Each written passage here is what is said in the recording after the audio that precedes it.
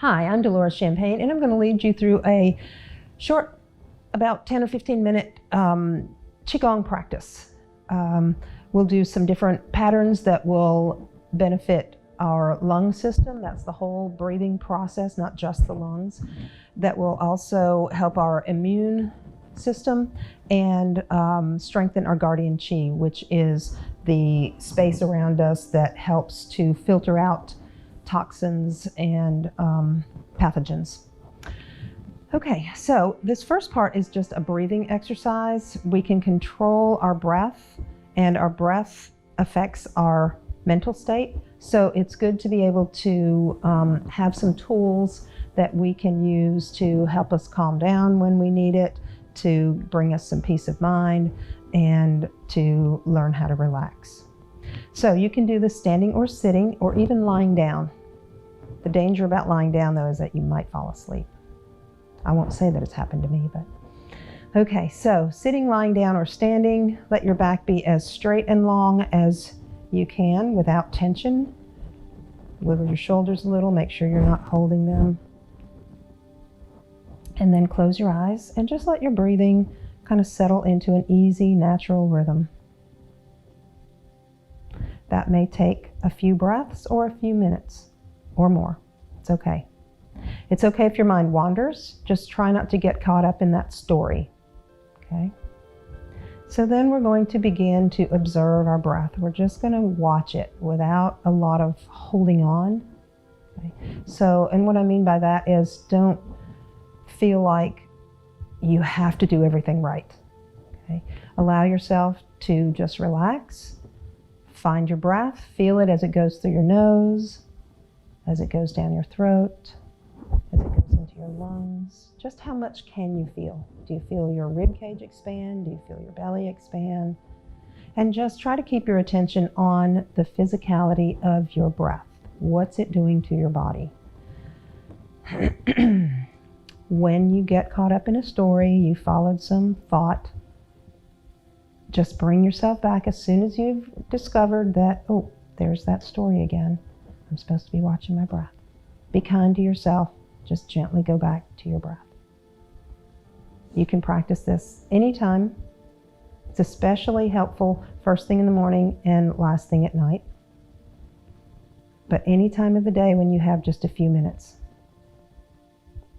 You will get better at it, I promise.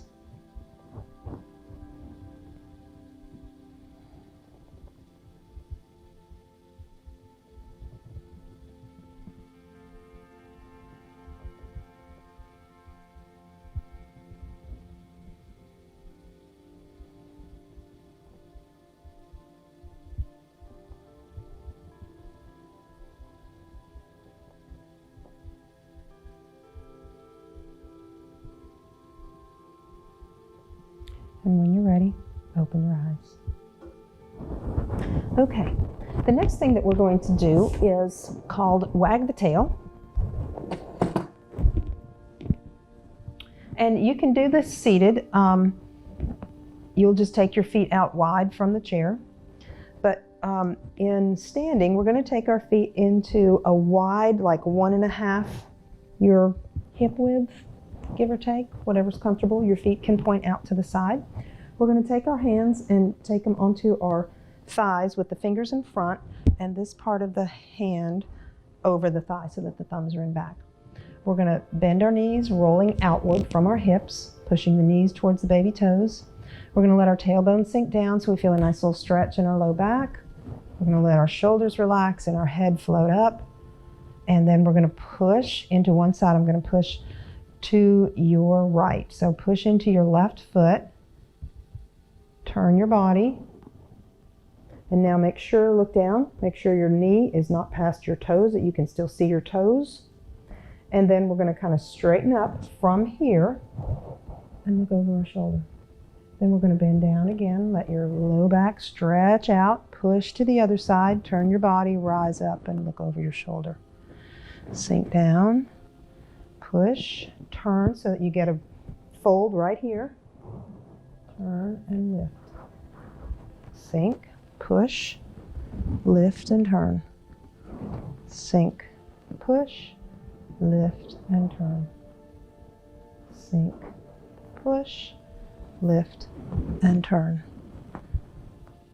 Okay. The key here is to not let your knees go past your toes and to make your movement come, the rising come from here, not from here. Okay. That's important. Push, lift, turn, sink, push, lift, and turn.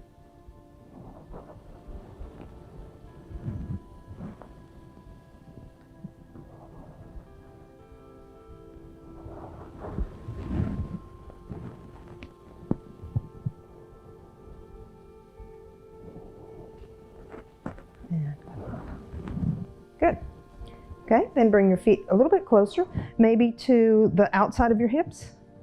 This is often referred to as goat stance. The other was horse stance. And it would be like the size of the animal that you might be riding. Okay, so that kind of gives you a visual. Okay, this is constant bear, and we're going to add reverse bear. So constant bear is a shifting of our weight, pushing into one foot, left foot, turning right, push into the right, turn left. And you want that turn to come right here. You can see the little folds, okay, where I'm turning and kind of squeezing the lymph glands in this inguinal area. So you push and fold. And your weighted leg is the direction that you're turning. Okay, so my weight is on my right leg. That's the direction I'm turning. Now, as I push and go to the other side, this leg takes the weight, and that's the direction I'm turning. Okay? Arms are just kind of dangling. They might swing out a little bit. You want to think about keeping the weight in the outside edge of that back foot so it doesn't just collapse in. Okay? Tailbone down so you have a nice stretch in your low back. And head floats up so your spine is nice and long. Good, so that's constant bear. Now reverse bear is that we turn away from the weighted leg. So if you push into your right leg and shift yourself to the left, then you're going to turn to the right. And there's not going to be that same action in the inguinal ligament or the inguinal groove, okay?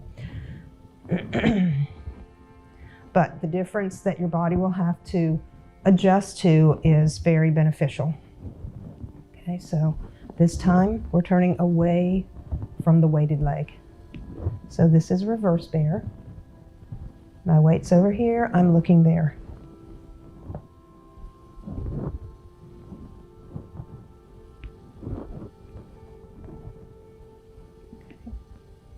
And then you can do that for a couple minutes, whatever feels good. Generally in Qigong, you should work to 70% of your maximum. If you're injured or recovering from an illness, 40%. So there's no give it 110%. Okay, so you really want to build up your energy rather than deplete it. Okay, the next thing we're going to do is spiraling Qigong. So we're going to take our right hand and sweep it over with our constant bear, which is our weighted leg is the direction that we're going.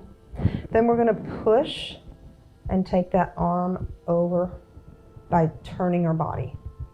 Then we're going to bring it up over our head, push, and reach back. Okay? Let's swing it out, turn our body, turn away, and bring it in. Okay? Now the other side. So left hand goes across as our weight goes to the right. We circle, up over your head, bring it in, circle. Okay, so practice here, here, up, and away. So divide it up like that. Bring it in and forward. Divide it up until you can get that really under your belt. Okay. Then you can go and smooth it out. But it's much better to have the movements down before you try to smooth it out.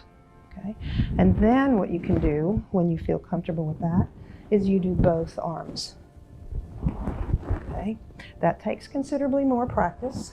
So I would do the simplified version, one hand at a time for a while, and make sure you are equally proficient on each side. Keeping in mind 70% or even 40% rule. Okay?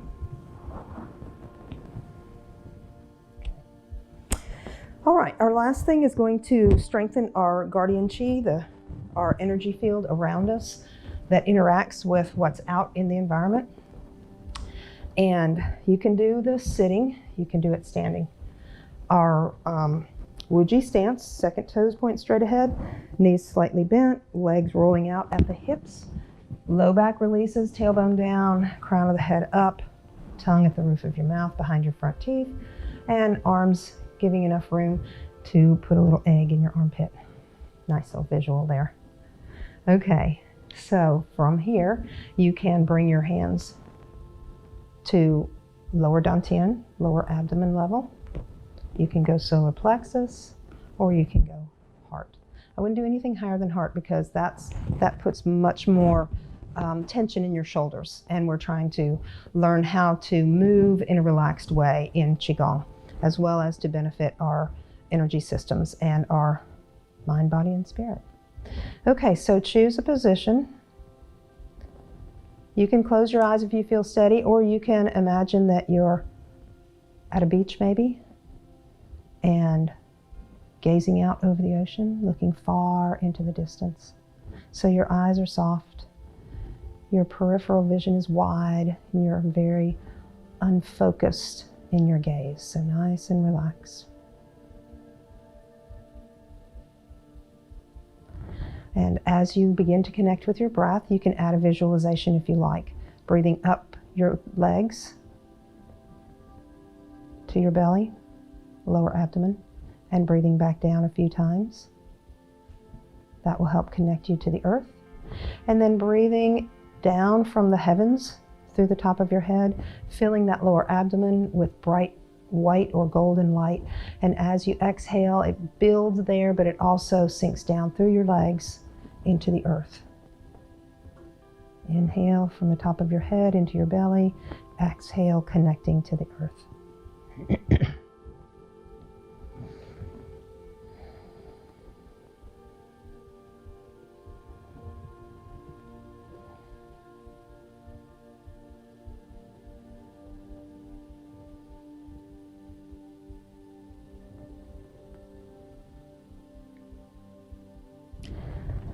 A good way to practice this is to do a set number of breaths, like say 5 breaths in this position, and then step out into your horse stance a little bit wider, and you can change arm positions. You can do a prayer hands. You can sink deeper. Again though, you want to make sure your knees stay behind your toes, and do a couple breaths. This is more challenging, so maybe 2 or 3 to start with. Some of you who might be stronger could do 10 of the other breath and 5 of these. And then step back in.